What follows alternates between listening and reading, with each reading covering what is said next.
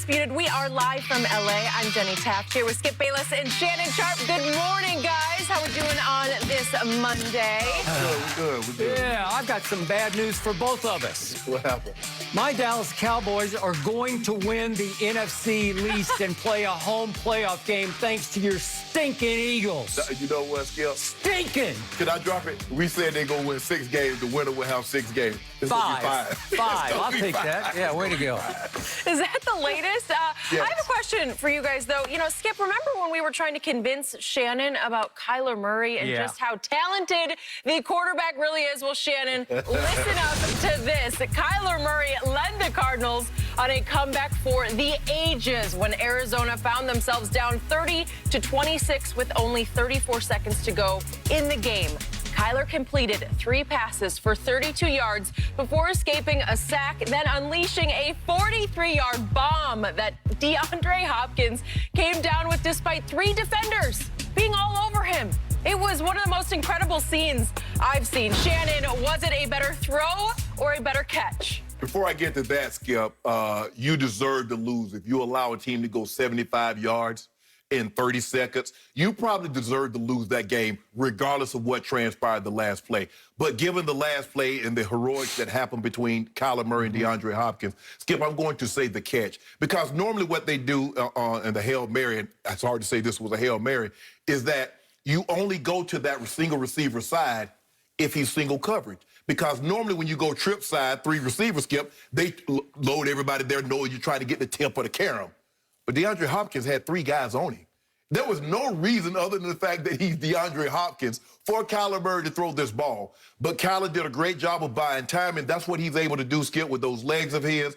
Get out of harm's way, spin out, and throw the ball down the field. And DeAndre Hopkins, Skip, how he was able to, okay, he high-pointed the ball. Okay, that's one thing. Now you got to bring the ball down. You got 3 guys around you. They're clutching at you. They're pulling at you. But this goes to show you, Skip, if you do what you're supposed to do. See, everybody's trying to be a hero in Buffalo. I picked off Kyler Murray the last play. What are you supposed to do, Skip, on that play right there? Knock it down. Now, also, Sean McDermott, take a timeout because a field goal doesn't do anything for you. Take a timeout to make sure your defense is set. Okay, guys, this is the way we're going to play it.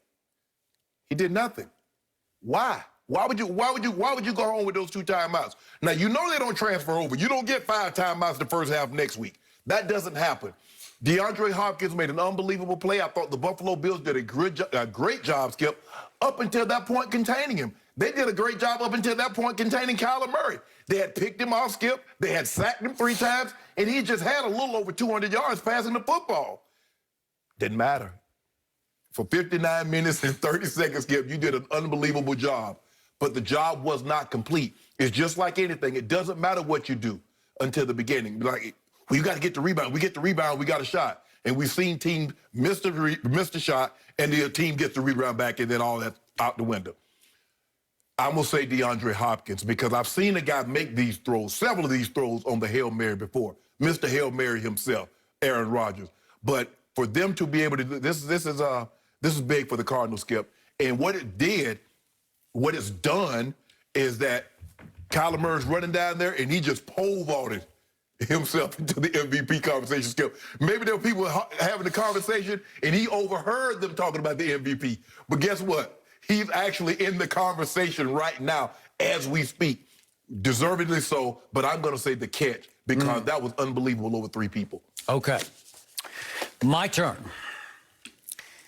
The catch was great, but the throw was greater because the throw on degree of difficulty was 3 times the degree of difficulty of the catch. So let's break it back down. So Kyler bolts to his left, which is for a right-handed quarterback the wrong way to be bolting because you're going to have to throw it across your body. And the first thing he has to do is he has to escape Mario Addison there for a second, who got him around the ankles. No big deal, but you have to flinch for a second and take your eyes off what all your receivers are doing. Then as he runs and accelerates to his left, here comes big old Ed Oliver, who's 6'1", 300 pounds, looming right in his face.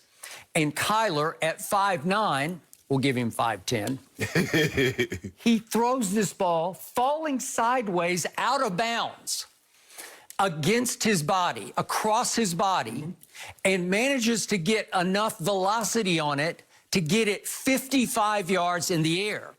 But more important, he manages to drop it right into the apogee of DeAndre Hopkins' leap, meaning he high points it because the ball was high pointable. Right.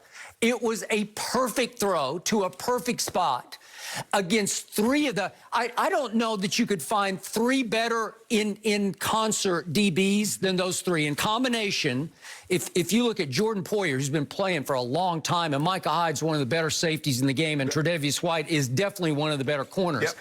Yep. I couldn't pick three with more savvy and experience to defend that ball than those three, okay? So, but what happens at this point, the pass is so perfect that DeAndre does what he should have done. Okay, let's look at their heights. Jordan Poyer and Micah Hyde are both 6 feet tall, and Tre'Davious is 5'11". Well, DeAndre's 6'1", so he's got 1 inch and 2 inches on Tre'Davious. Right.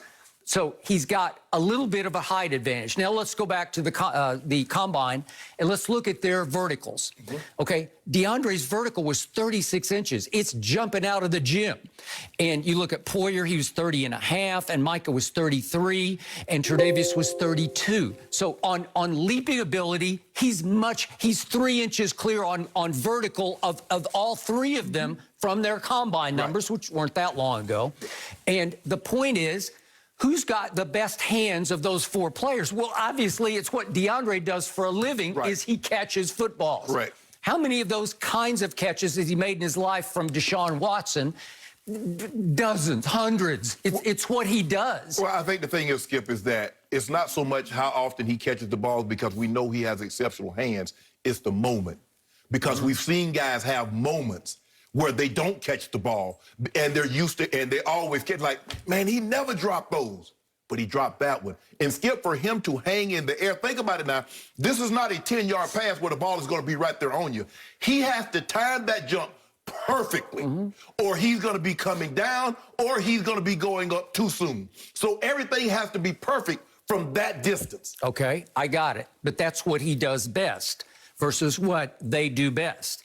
Then in the end, if we could see it one more time, he gets an assist from Jordan Poyer because Poyer crashes in to Tre'Davious White, and what's that? He knocks him sideways and effectively knocks his hands a little bit off the football, right? Just a little bit off the football.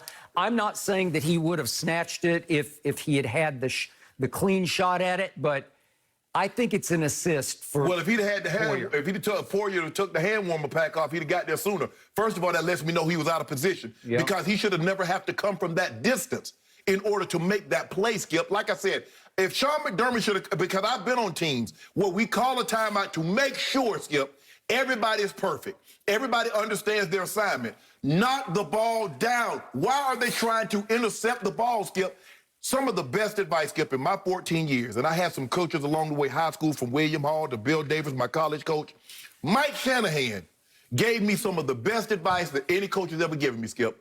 Opening my first game I played for him as a head coach in '95. I had one of the 5 best days at the time receiving. I had 10 for $180, and he called me to his office. And he showed me some plays, Skip, that I wasn't doing what I was supposed to do. And he looked me dead in my eye and he said, 84, I'll never accept in a win what I wouldn't in a loss. Okay. You see, if you knock the ball down, now we saw Jacksonville. But who has a chance to knock it down? He has posted up Micah Hyde and he has boxed him out. Micah Hyde has no chance to knock this ball down. Poyer running, coming from. Okay, all right, but I don't know who has a chance to knock it down because it's a perfect pass. It's apogee, it's high point. It's just where DeAndre can get his mitts on the football, and I don't know who can knock it down. Nobody has a clear shot at just running, jumping, knocking it down. It wasn't like, oh, anybody could have knocked that down, and you let it slip through your clutches, and he caught it through a sea of hands. His hands are the best hands. They're above because he's out jumping the other 3 because that's what he does best. Well, somebody got there, like somebody, I don't know who, that looks like Tre'Davious White hand with the Adidas gloves on. Yep. And he's got a little bit of it, but it's too late. Okay, because it's the ball too late is to perfect. knock it down. Okay, I could argue on their behalf that one of them should be savvy enough just to foul him because they don't usually